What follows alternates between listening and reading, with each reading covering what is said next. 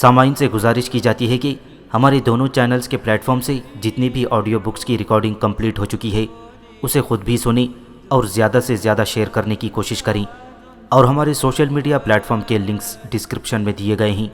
ہمیں سبسکرائب اور فالو ضرور کریں تاکہ آپ کو ضروری اپڈیٹس ملتے رہیں، اور ہماری ٹیم کی فنانشیل سپورٹ کے لیے پیٹریون کی لنک ضرور چیک کریں۔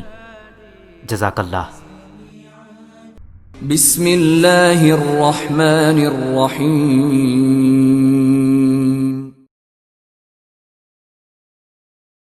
ڈوب ڈوب کے ابھری ناؤ، معاشرے پر چھائے ہوئے جعلی پیروں کے گناہوں کی شرمناک روداد۔ مصنف عنایت اللہ التمش۔ ایپیسوڈ 25۔ بختی کی شادی کو 3-4 مہینے ہو گئے تھے۔ پرویز نے بختی کو ایک بات سنائی جو 15-16 دن پہلے کی تھی۔ بختی کو یہ بات ٹکڑوں میں پرویز سناتا رہا تھا۔ یہ میں ایک واقعہ کی صورت میں پیش کرتی ہوں۔ ہوا یہ کہ ایک روز پرویز اپنے دفتر میں بیٹھا تھا کہ ایک ادھیڑ عمر غریب آدمی اس کے دفتر میں داخل ہوا۔ دفتر میں اسٹاف کے دوسرے اہلکار بھی کام میں لگے ہوئے تھے۔ یہ آدمی دفتر میں داخل ہو کر رک گیا اور بڑی پریشانی کے عالم میں ہر طرف دیکھنے لگا تھا۔ پرویز کی سیٹ دروازے کے ساتھ ہی تھی۔ اس نے اس آدمی کو اپنے پاس بلوایا اور پوچھا کہ وہ کیوں آیا ہے، کس سے ملنا ہے۔ اس آدمی کے آنسو نکل آئی۔ پھر اس نے ہاتھ جوڑ کر کہا کہ وہ اپنے بیٹے کے متعلق معلوم کرنے آیا ہے کہ وہ کہاں ہے اور اس کے ساتھ کیا گزر رہی ہے۔ پرویز نے اسے کہا کہ وہ پوری بات بتائے کہ اس کا بیٹا کہاں ہے اور کیا کرتا ہے، اور پھر اسے کچھ بتایا جائے گا۔ پولیس کے اہلکار اتنے ہمدرد اور رحم دل نہیں ہوا کرتے کہ وہ اس قسم کے غریبوں اور ناداروں کی مشکل آسان کرنے کی کوشش کریں، لیکن پرویز نیک سیرت انسان تھا۔ اگر پہلے نیک سیرت نہیں تھا تو مشرقی پنجاب میں مسلمانوں کے قتل عام اور پھر ہجرت نے اسے نیک دل بنا دیا تھا۔ وہ اس غریب آدمی کی مدد اور رہنمائی کرنا چاہتا تھا۔ اس غریب سے آدمی نے پرویز کو بتایا کہ اس کا ایک ہی بیٹا ہے جس کی عمر 20-21 سال ہے، اور پولیس نے اسے اس جیسے 3-4 آدمیوں کے ساتھ گرفتار کر لیا تھا۔ یہ کوئی 1 مہینہ پہلے کی بات ہے۔ اس کے بعد اسے پتہ نہیں چلا کہ بیٹا کہاں ہے۔ اب اسے کسی نے بتایا تھا کہ اس کا بیٹا اپنے ساتھیوں کے ساتھ CID کے پاس ہے اور CID تفتیش کر رہی ہے۔ پرویز نے اس سے پوچھا کہ اس کے بیٹے نے کیا جرم کیا تھا۔ اس آدمی نے بتایا کہ اس کا جرم صرف یہ ہے کہ ان لڑکوں کے ساتھ اس کا یارانہ ہے اور لڑکے مشکوک چال چلن کے ہیں۔ اس دور میں دہشت گردی کا نام و نشان تک نہیں تھا اور بم دھماکے تو کبھی سنے ہی نہیں تھے، لیکن تخریب کاری کسی نہ کسی رنگ میں ہوئی تھی، اور عام خیال یہی تھا کہ تخریب کاری کی وارداتیں انڈیا کے ایجنٹ کرتے ہیں۔ انڈیا نے تو پاکستان کے پیدائش کے ساتھ ہی پاکستان میں اپنے جاسوس اور تخریب کار بھیج دیے تھے، اور پھر پاکستانیوں کو اپنے ایجنٹ بنانے کا سلسلہ شروع کر دیا تھا۔ یہاں بھی اس بات کی تائید میں ایک بات کہنا چاہوں گی۔ قائد اعظم جب گورنر جنرل کی حیثیت سے مشرقی پاکستان کے دورے پر گئے تھے تو جہاں بھی انہوں نے کسی اجتماع میں خطاب کیا تھا، یہ بات ضرور کہی کہ یہ مت سمجھو کہ ہندو یہاں سے چلے گئے ہیں، ہندو تم میں موجود ہیں اور تخریب کاری اور جاسوسی کر رہے ہیں۔ مجھے اچھی طرح یاد ہے کہ قائد اعظم نے ڈھاکہ یونیورسٹی کے طلباء سے خطاب کیا تھا اور اپنی اس بات پر بہت ہی زور دے کر طلباء کو خبردار کیا تھا کہ وہ ان ہندوؤں سے ہوشیار رہیں جو ان میں موجود ہیں اور پاکستان کی تباہی میں سرگرم ہیں۔ قائد اعظم کی وفات کے ساتھ ہی ان کے آنے والے حکمران قائد اعظم کی وارننگ فراموش کر بیٹھی اور ہندو کی طرف سے بے خبر ہو گئی۔ ہندو اپنی زمیندوز کارروائیوں میں لگا رہا اور آخر پاکستان کا وہ بازو کاٹ کر ہی لے گیا۔ ایسی ہی تخریب کاری مغربی پاکستان میں بھی شروع ہو چکی تھی۔ پرویز نے بختی کو شاید صحیح طرح سے نہیں بتایا تھا یا بختی سمجھ نہیں سکی تھی کہ واردات کیا ہوئی تھی جس میں اس غریب آدمی کا بیٹا پکڑا گیا تھا۔ بہرحال ہوا یہ کہ اس کا نوجوان بیٹا پکڑا گیا اور اب کسی نے اسے بتا دیا تھا کہ وہ CID یا CIA والوں کے پاس حراست میں زیر تفتیش ہے۔ پرویز کی اس دفتر میں ایسی پوزیشن تھی کہ وہ معلوم کر سکتا تھا۔ اس نے پہلے تو اس آدمی سے کہا کہ اس کے بیٹے نے یہ جرم کیا ہوگا اور وہ روتا کیوں ہے۔ اس آدمی نے روتے ہوئے کہا کہ اس کا بیٹا ان آدمیوں کے ساتھ اٹھتا بیٹھتا ضرور ہے لیکن وہ کسی واردات میں شامل نہیں تھا۔ اس شخص نے ذرا لمبی بات کہہ کر پرویز پر یہ ثابت کرنے کی کوشش کی کہ اس کا بیٹا بے گناہ پکڑا گیا ہے۔ پرویز نے ازراہ ہمدردی سوچا کہ اس کا بیٹا بے گناہ ہے یا گنہگار، اسے یہ تو پتہ کر دے کہ وہ سی آئی ڈی کے پاس ہے اور سی آئی ڈی اس کا کیا بنا رہی ہے۔ پرویز نے اسے باہر بیٹھنے کو کہا اور اپنے محکمے کے متعلقہ شعبے میں جا کر اس شخص کے بیٹے کا نام بتایا اور پوچھا کہ وہ یہاں ہے یا نہیں۔ وہاں سے اسے ایک خبر تو یہ ملی کہ یہ لڑکا تقریباً 1 مہینے سے ان کے پاس ہے، اور دوسری خبر یہ ہے کہ جو 5-6 لڑکے پکڑے تھے ان میں صرف 2 مشتبہ ہیں اور باقی بالکل بے گناہ اور صاف ہیں۔ ان میں اس شخص کا بیٹا بھی تھا۔ یہ بھی پتہ چلا کہ اسی شام یا اگلے روز ان بے گناہ لڑکوں کو چھوڑ دیا جائے گا۔ پرویز نے باہر جا کر برآمدے میں بیٹھے ہوئے اس شخص کو یہ خوشخبری سنائی کہ اس کا بیٹا بے گناہ ہے اور وہ شام تک یا کل تک رہا ہو کر اس کے پاس پہنچ جائے گا۔ پرویز نے اسے یہ بھی کہا کہ وہ اپنے بیٹے کو اپنے قابو میں رکھے، ورنہ شک و شبہ میں ایسا پکڑا جائے گا کہ اس کا نکلنا ممکن نہیں رہے گا۔ پولیس کے محکمے میں کوئی اہلکار باہر کے کسی آدمی کو اس طرح صحیح بات اور خبر نہیں سنایا کرتا۔ ٹال مٹول ہوتی رہتی ہے، لیکن پرویز نے انسانی ہمدردی کا ایسا مظاہرہ کیا کہ اس شخص کے منہ سے دعائیں نکلنے لگیں اور وہ بہت ہی رویا۔ پھر اس نے پرویز کے دونوں ہاتھ اپنے ہاتھوں میں لے کر چومے اور چلا گیا۔ پرویز نے رات کو گھر میں بختی کو یہ بات سنائی تو بختی نے اسے کہا کہ اللہ اس قسم کی انسانی ہمدردیاں اور نیکیاں ضائع نہیں کیا کرتا، کسی نہ کسی وقت اللہ ان کا صلہ دیتا ہے۔ پرویز نے بختی کو یہ بھی بتایا کہ اس لڑکے کا باپ شاید یہ تاثر لے کر گیا ہے کہ اس کے بیٹے کو پرویز نے رہا کروایا ہے۔ اس واقعے کو 15-16 دن گزر گئے اور یہ واقعہ پرویز اور بختی کے ذہن سے نکل ہی گیا تھا۔ پرویز نے رات بختی کو ایک ایسی بات بتائی کہ بختی لرز گئی۔ بات یوں ہوئی کہ یہی آدمی پرویز کے دفتر میں گیا اور سیدھا پرویز سے ملا اور اس سے پوچھا کہ اس دفتر میں پرویز نام کا آدمی کون ہے۔ یہ آدمی جب پہلے پرویز سے ملا تھا تو اس نے پرویز کا نام پوچھنے کی ضرورت محسوس نہیں کی تھی۔ اس بیچارے کا تو اپنا کام تھا جو ہو گیا اور وہ چلا گیا۔ اب وہی آدمی پرویز کی تلاش میں آیا تھا۔ پرویز نے اسے یہ نہ کہا کہ میں پرویز ہوں، بلکہ اس سے پوچھا کہ پرویز کے ساتھ اس سے کیا کام ہے۔ اس آدمی نے کام تو نہ بتایا، اتنا کہا کہ اس سے ملنا ہے اور کسی کا پیغام دینا ہے۔ پرویز سمجھا کہ اس کا بیٹا پھر پکڑا گیا ہوگا اور کسی نے اسے بتایا ہوگا کہ پرویز نام کا ایک آدمی اس کے بیٹے کو چھڑوا سکتا ہے۔ پھر پرویز نے سوچا کہ ایسی بات ہوتی تو وہ سب سے پہلے یہی بات کہتا، لیکن وہ تو کسی کے پیغام کی بات کر رہا تھا۔ پرویز نے بہت پوچھا لیکن یہ آدمی نہیں بتا رہا تھا۔ آخر پرویز نے بتا دیا کہ پرویز میں ہی ہوں جس سے آپ ملنا چاہتے ہیں۔ یہ سن کر اس آدمی کے چہرے پر ایسی تبدیلی آئی جو چھپائی نہیں جا سکتی۔ کچھ حیرت کا تاثر بھی ہوا۔ نہیں، یہ نہیں ہو سکتا۔ اس آدمی نے اس طرح کہا جیسے کوئی اپنے دھیان میں نہ رہ کر بات کرتا ہو۔ میں یہ گناہ نہیں کروں گا۔ یہاں بیٹھ جاؤ، پرویز نے ذرا دبدبے سے کہا۔ سیدھی بات کرو، کیا تم بھول گئے ہو کہ یہ سی آئی ڈی کا دفتر ہے؟ بتاؤ کیا بات ہے۔ وہ آدمی بیٹھ گیا اور اس نے جو بات بتائی وہ سن کر پرویز تو جیسے اندر باہر سے لرز گیا تھا۔ آپ تو بڑے نیک آدمی ہیں بابو صاحب، اس آدمی نے کہا۔ آپ کی کسی کے ساتھ کیا دشمنی ہو سکتی ہے؟ تم سیدھی بات کیوں نہیں کرتے؟ پرویز نے بےتابی اور بے چینی سے کہا۔ فوراً بتاؤ تم کیا کہنا چاہتے ہو۔ اس آدمی نے ایک عورت کا نام لے کر پرویز سے پوچھا کہ اس کی آپ کے ساتھ کیا دشمنی ہے، اور اس نے کہا کہ اس کی ایک جوان بیٹی ہے۔ پرویز یہ نام سن کر چونکا۔ یہ اس کی خالہ کا نام تھا اور دوسری نشانی یہ کہ اس کی ایک جوان بیٹی ہے۔ اس آدمی نے پرویز کو جو بات سنائی وہ کچھ اس طرح تھی کہ راوی روڈ کے ایک محلے میں ایک شخص رہتا تھا جو کالا جادو جانتا تھا اور اس آدمی کے کہنے کے مطابق سفلی عمل کا مشہور ماہر تھا۔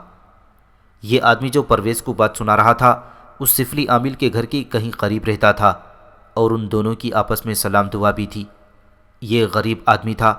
ایک روز اس نے اس عامل سے کہا کہ اسے کوئی روزگار نہیں ملتا اور بیٹا ایک ہی ہے جو ابھی کچھ نہیں کر سکتا۔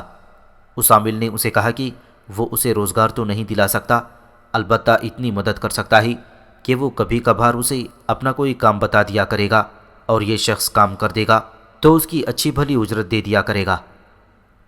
یہ 3-3.5 سال پہلے کی بات تھی اور یہ آدمی سفلی عامل کے کام کرتا رہتا تھا اور اسے پیسے مل جاتے تھے۔ اس نے اس عامل کے اس قسم کے کام بھی کیے کہ قبرستان میں رات کو جا کر کسی پرانی اور دھسی ہوئی قبر میں سے مردے کی 1-2 مخصوص ہڈیاں نکال لائی۔ یہ عامل ایسے کاموں کے اسے بہت سے پیسے دیتا تھا۔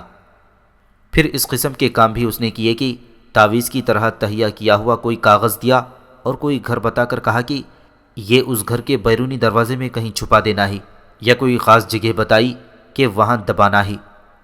یہ شخص یہ کام بھی کر دیتا اور اجرت وصول کرتا تھا۔ بعض لوگ اس شخص کو بھی عامل سمجھنے لگے تھے، کیونکہ یہ عامل کے ساتھ ہوتا تھا اور عامل کبھی اپنے کسی سائل سے بھی اسے پیسے دلوا دیا کرتا تھا۔ اس نے بتایا کہ اس عامل کے پاس کوئی زیادہ سائل نہیں آیا کرتے تھے، کیونکہ وہ اس کام کے اتنے پیسے مانگتا تھا جو ہر کوئی نہیں دے سکتا تھا۔ زیادہ سائل نہ ہونے کی ایک وجہ یہ بھی تھی کہ لوگوں میں مشہور تھا کہ کالا عمل کسی پر نہیں کروانا چاہیے، کیونکہ ایسا بھی ہوتا ہی کہ کسی کوتاہی سے یہ عمل الٹا اپنے اوپر ہی آ پڑتا ہے۔ اب اس نے بتایا کہ 5-6 دن گزرے یہ آدمی عامل کے پاس ہی بیٹھا ہوا تھا کہ ایک عورت آئی اور اس نے اپنا یہ مسئلہ بتا دیا کہ وہ اپنی بیٹی اپنے بھانجے کو دینا چاہتی تھی، لیکن بھانجے نے اپنی مرضی اور پسند کی شادی کر لی، اور عامل کوئی ایسا عمل کرے کہ اس کا بھانجا اس لڑکی سے متنفر ہو جائے اور اسے طلاق دے دے، اور پھر اس کے دماغ میں یہ خواہش آ جائے کہ اس عورت کی بیٹی قبول کر لے۔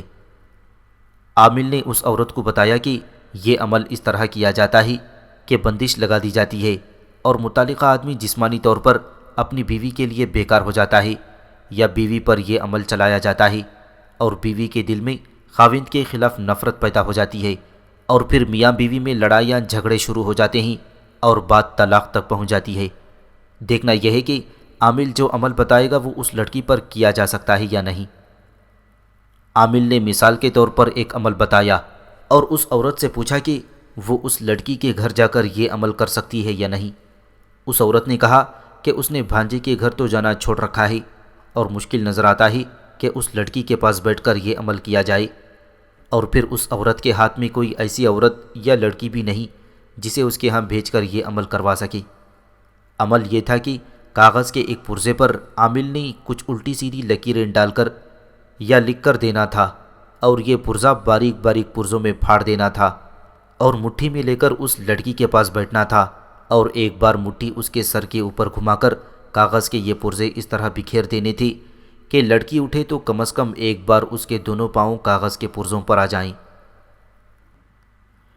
عامل نے اس عورت کو بتا دیا کہ ایسی مشکل ہے کہ لڑکی تک نہیں پہنچا جا سکتا، تو یہ عمل اس کے بھانجے پر کیا جائے، اور یہ کام عامل کا اپنا آدمی کرے گا اور اس کے اس آدمی کو الگ اجرت دینی ہوگی۔ اس عورت نے کہا کہ وہ عامل کی فیس الگ دے گی اور جو کام آدمی کرے گا اس کی اجرت الگ دے گی۔ اس گفتگو کے دوران یہ شخص وہاں بیٹھا ہوا تھا اور عامل نے اس عورت کے ساتھ اس شخص کا تعارف ایسے انداز میں کرایا جیسے یہ شخص اس کا دست راست ہو اور اس کے بغیر کوئی کام نہیں کیا جا سکتا۔ عامل نے عورت کے ساتھ سودا طے کر لیا، اس کا نام اور اس کی ماں کا نام بھی لکھ دیا۔ پھر اس سے پوچھا کہ اس کے بھانجے اور بھانجے کی بیوی کا نام کیا ہے۔ اس عورت نے بھانجے کا نام پرویز بتایا اور بیوی کا نام خوشبخت بیگم بتایا۔ پھر عامل کے کہنے پر اس نے اپنی بیٹی کا نام بھی بتا دیا۔ یہ سارے نام لکھ کر عامل نے اسے اگلے روز سورج غروب ہونے کے بعد بلایا اور پوری تسلی دی کہ اس کا کام ہو جائے گا، اور اگر 12 دنوں تک کام نہ ہوا تو عامل اس سے زیادہ سخت کوئی اور عمل کرے گا یا لیے ہوئے پیسے واپس کر دے گا۔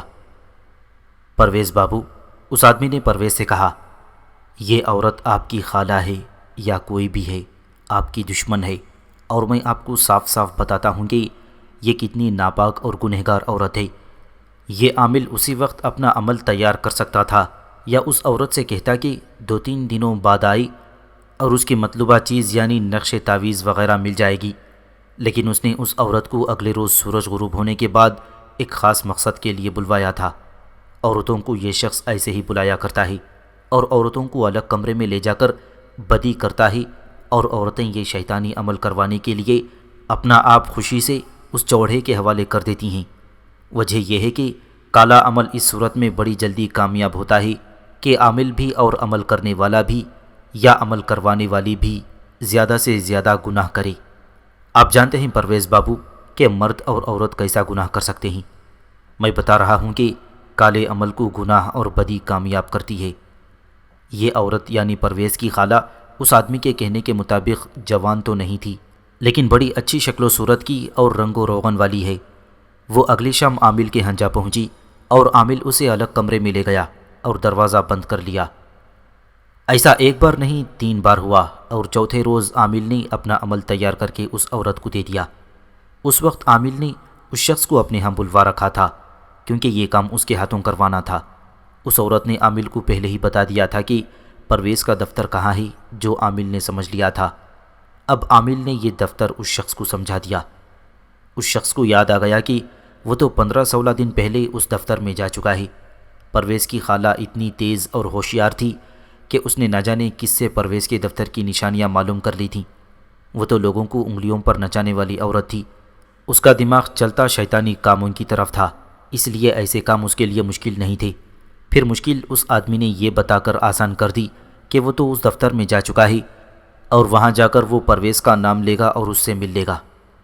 اب سوال یہ پیدا ہوا کہ یہ شخص پرویز سے اپنی ملاقات کی وجہ کیا بتائے گا۔ اس سفلی عامل کا یہی تو کام تھا، ہر ڈھنگ جانتا تھا۔ اس نے اس شخص کو بتایا کہ وہ پرویز سے کہے گا کہ وہ مہاجر ہے اور اتنے سال گزر جانے کے باوجود بے روزگار ہے، اور پھر اس کی ہمدردی حاصل کرنے کے لیے کہے گا کہ اس کے 2 جوان بیٹے ہندوستان میں شہید ہو گئے تھے، اور اب ایک بیٹا بالکل بے روزگار ہے، اور اس بیٹے کو وہ زیادہ پڑھا بھی نہیں سکا، اسے اپنے یا کسی دوسرے دفتر میں چپڑاسی ہی لگوا دی۔ پرویز پوچھے گا کہ اسے کس نے اس کے پاس بھیجا ہے۔ اس شخص نے عامل سے پوچھا تو پھر وہ کیا بتائے گا؟ کسی کا نام لینا ضروری تو نہیں، عامل نے کہا۔ کہنا کہ تم نے ایک بڑے ہی معزز بزرگ سے یہی عرض کی تھی، تو اس نے آپ کا نام بتا دیا اور دفتر بھی سمجھا دیا، اور کہا کہ پرویز صاحب بڑے نیک افسر ہیں اور وہ تمہاری ضرور مدد کریں گے۔ وہ خود مہاجر ہیں اور مہاجروں کا بہت خیال رکھتے ہیں۔ یہ عامل اس میدان اور اس کھیل کا چیمپئن تھا۔ اس نے ایسے کئی عمل کیے تھے اور کروائے تھی۔ اس شخص کو مکمل ہدایت دے کر اور خالہ سے پیسے دلوا کر رخصت کر دیا۔ یہ شخص خالی ہاتھ نہیں گیا تھا۔ عامل نے جو اسے عمل کرنے کو کہا تھا تقریباً 3 انچ چوڑا اور 3 انچ لمبا ہی کاغذ کا ایک ٹکڑا تھا، جس پر عامل نے ایک طرف کچھ خانے بنائے اور اس میں نہ جانے کیا حروف اور ہندسے لکھے، اور دوسری طرف ٹیڑھی ترچھی اور عجیب و غریب سی لکیریں ڈالیں، اور پورا کاغذ ہی ان لکیروں سے بھر دیا۔ عامل کی ہدایت کے مطابق اس شخص نے باہر آ کر اس کاغذ کو بڑے ہی باریک ٹکڑوں میں پھاڑ کر اپنی مٹھی میں دبا لیا تھا۔ یہ اس کی بائیں مٹھی تھی۔ وہ پرویز کے دفتر جا پہنچا اور پرویز سے ہی پوچھا کہ پرویز صاحب کون ہیں۔ بات کھلی تو یہ کھلی ہوئی بات جو میں نے اوپر بیان کی ہے۔ پرویز نے یہ سارا قصہ سن کر اس سے پوچھا کہ وہ اب کیا کرنا چاہتا ہے۔ پرویز بابو، اس نے جواب دیا، آپ نے مجھ پر جو احسان کیا ہے وہ میں ساری عمر نہیں بھول سکتا۔ میں غریب ضرور ہوں اور یہ سفلی اور شیطانی کام بھی کرتا ہوں، لیکن ایسا کمینہ تو نہیں کہ آپ جیسے محسن پر یہ الٹا عمل کروں۔ آپ یوں سمجھیں کہ میں نے احسان کا بدلہ چکایا ہے اور ساری بات بتا دی ہے۔ پرویز صاحب نے اس سے پوچھا کہ یہ کیا عمل کیا تھا۔ اس شخص نے بائیں مٹھی کھولی جس میں کاغذ کے پرزے تھے۔ پرویز نے پرزے اپنے ہاتھ میں لے کر دیکھنے کے لیے ہاتھ آگے بڑھایا تو اس شخص نے اپنا ہاتھ پیچھے کر لیا اور پرویز سے کہا کہ اس کاغذ کو وہ چھوئے تک نہیں۔ آپ نے میرے بیٹے کو صرف رہا ہی نہیں کروایا تھا، اس شخص نے کہا، یہاں CID پولیس نے اسے اس قدر مارا پیٹا ہے کہ اب اس نے اپنی ان بدچلن دوستوں کا ساتھ ہی چھوڑ دیا ہے اور کسی پرائیویٹ ورکشاپ میں کام ڈھونڈتا پھرتا ہے۔ مجھ پر یہ کوئی معمولی احسان نہیں تھا۔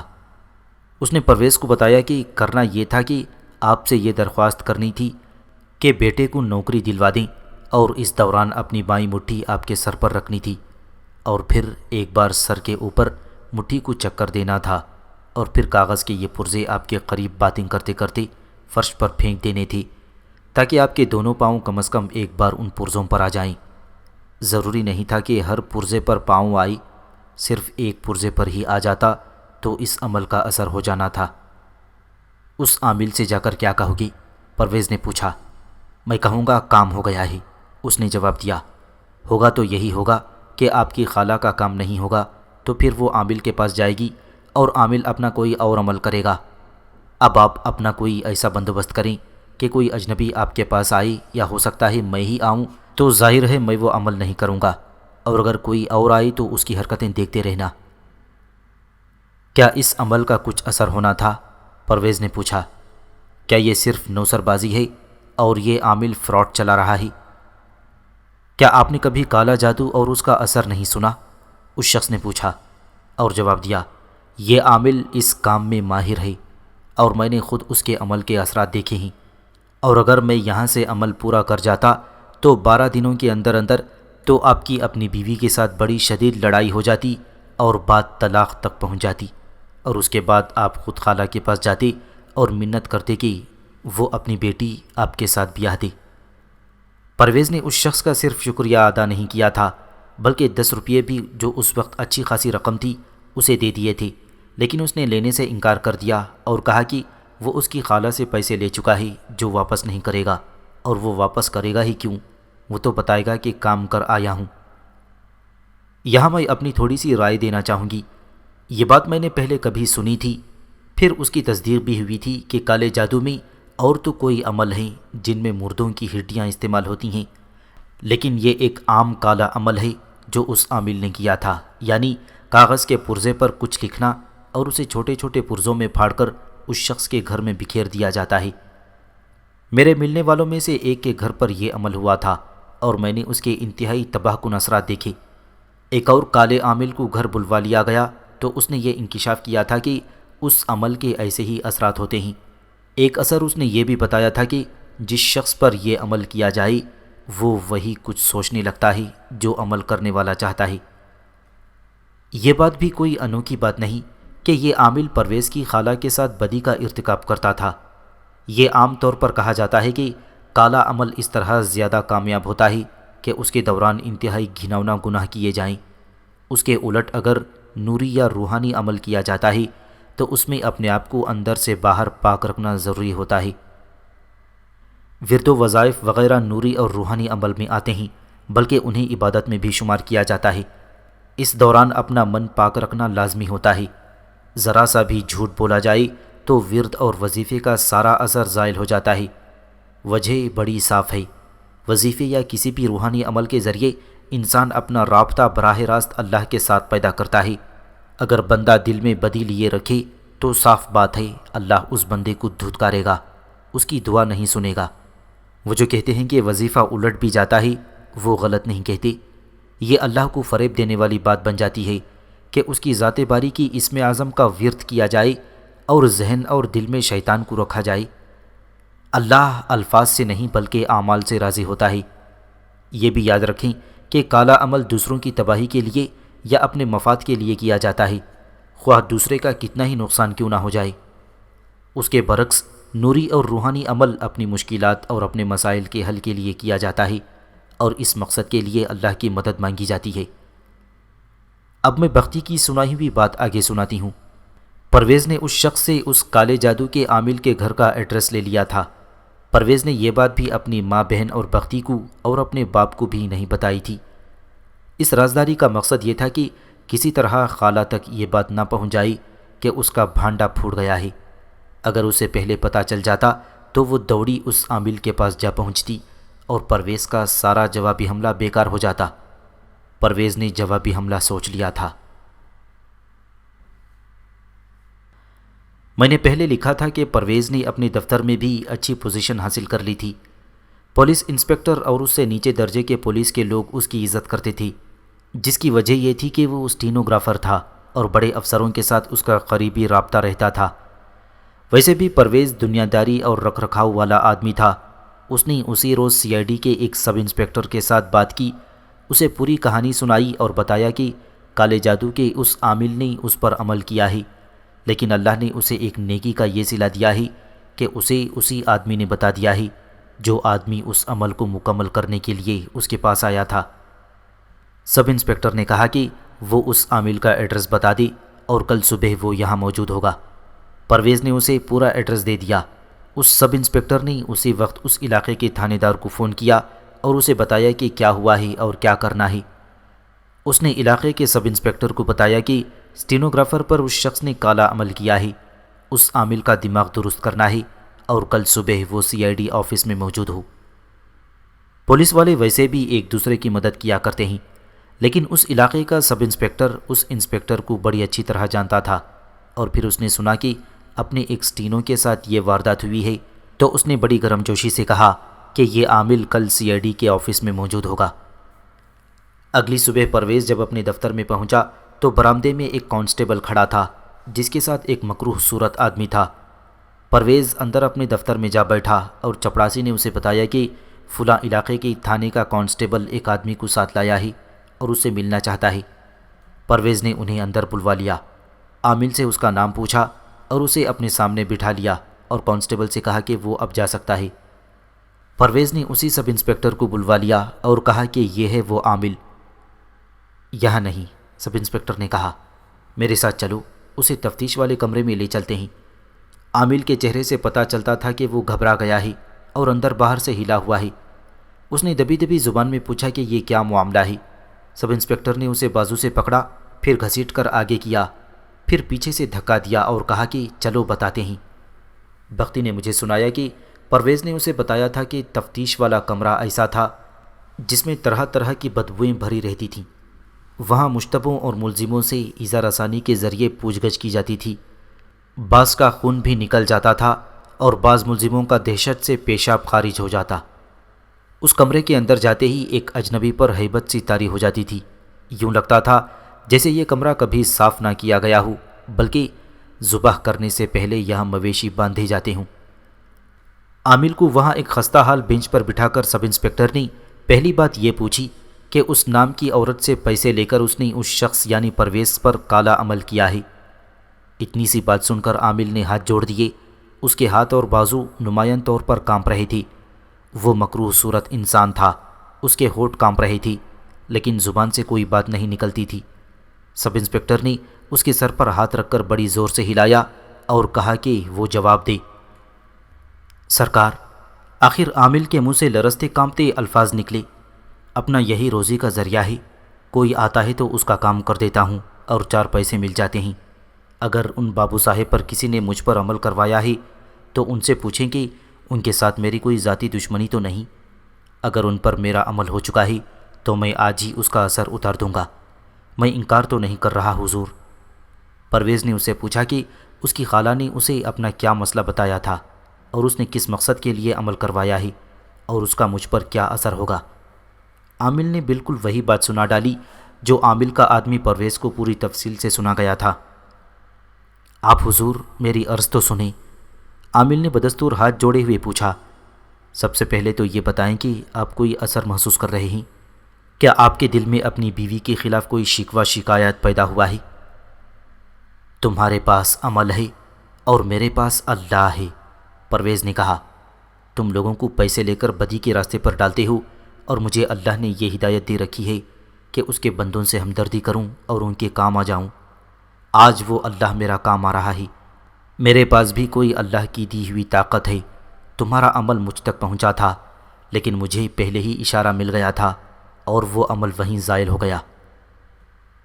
پرویز نے کچھ سوچ کر اس شخص کا نام نہ لیا جو اس عامل کا بھانڈا پھوڑ گیا تھا۔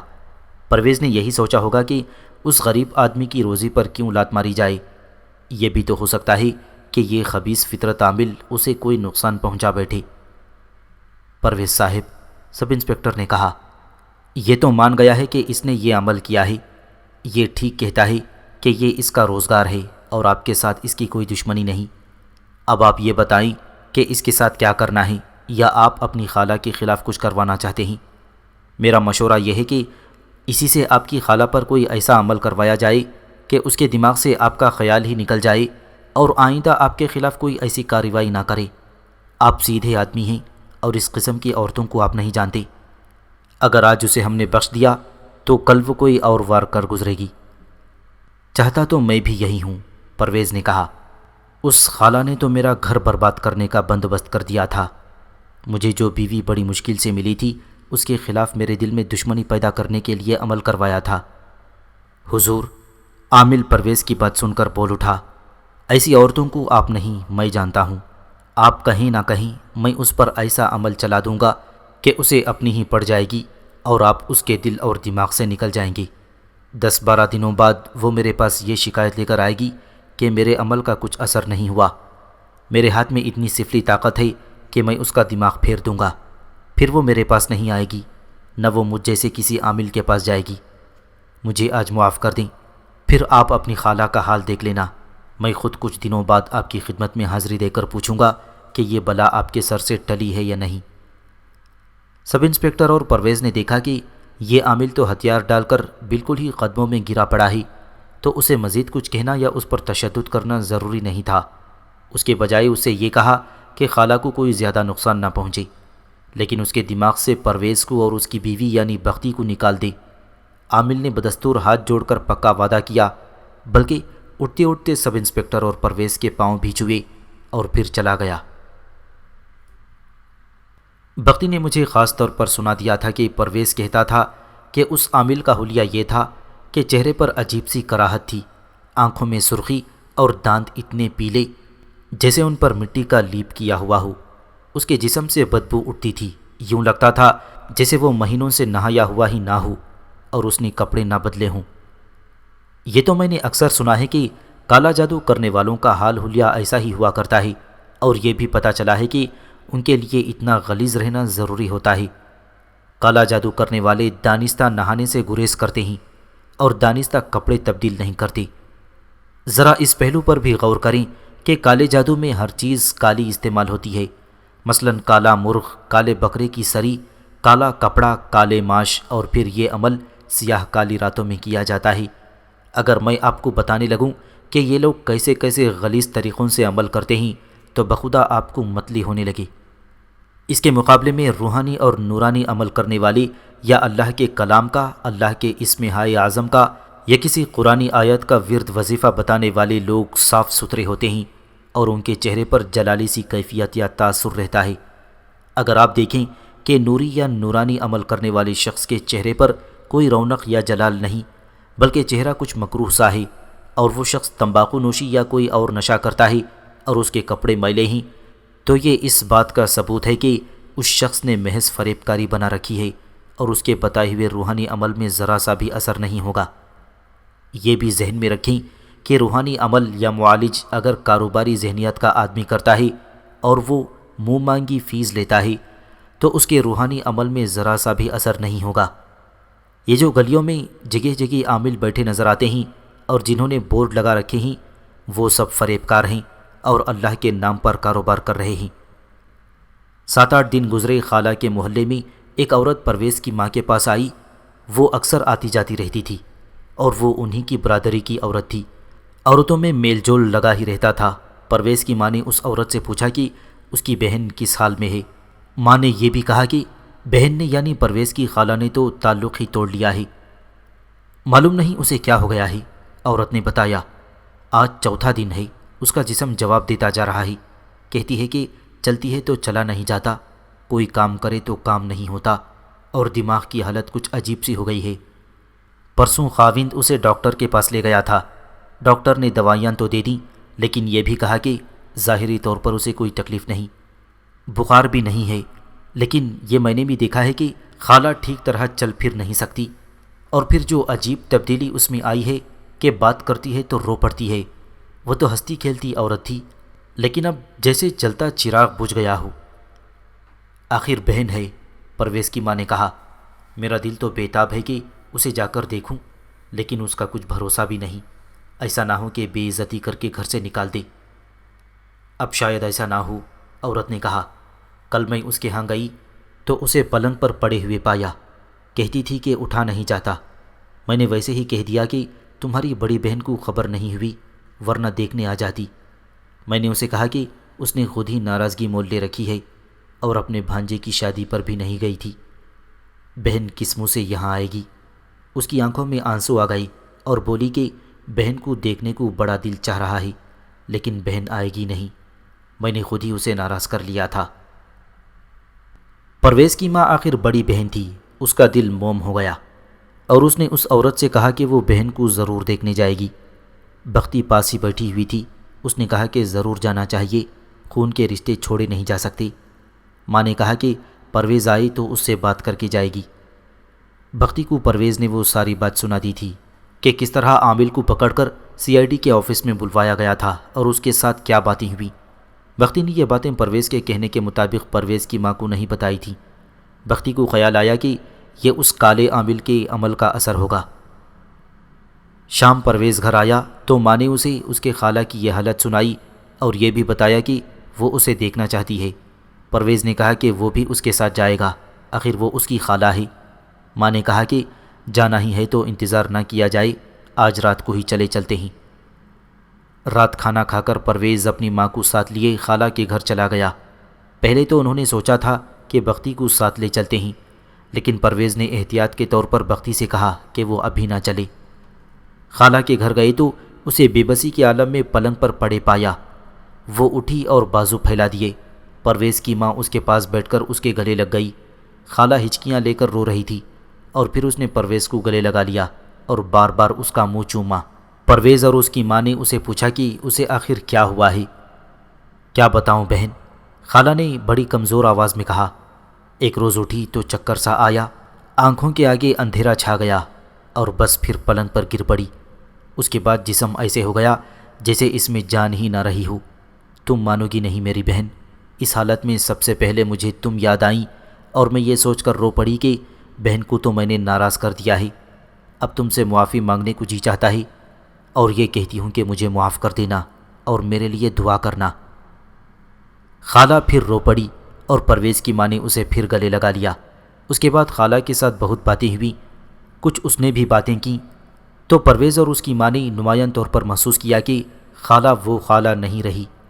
بہت دیر وہاں گزار کر پرویز اور اس کی ماں واپس آ گئے۔ اگلی صبح پرویز اپنے آفس گیا تو اسی سب انسپکٹر سے ملا اور اسے کہا کہ وہ عامل کے علاقے کے سب انسپکٹر کو فون کر کے اتنا کہہ دے کہ اس عامل کو ہمارے آفس میں بھیج دے۔ سب انسپکٹر نے فون کر دیا اور پھر پرویز نے خالہ کی حالت سب انسپکٹر کو سنائی۔